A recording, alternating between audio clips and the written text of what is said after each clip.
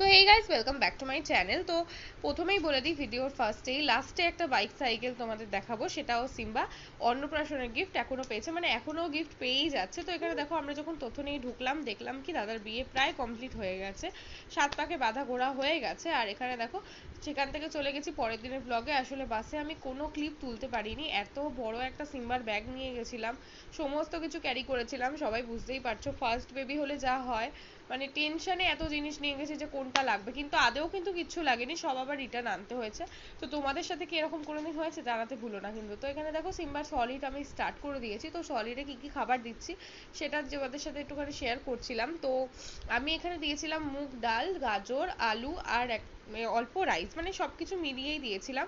চেষ্টা করছি যাতে ওকে সব কিছু খাওয়ানো, যাতে পরে আমার কোনো সমস্যা না হয়। আর কিরম টেক্সচারে নিয়েছিলাম সেটাই তোমাদের সাথে শেয়ার করছি। আমি কিন্তু মিক্সারে খাবার পেস্ট করে সিম্বাকে দিই না, আমি কেননা চাই না যে ও মিক্সিতে পেস্ট করা খাবার খাক, কেন সব জায়গায় তো মিক্সি নিয়ে যাওয়া সম্ভব না। তো দেখা হচ্ছে পরে।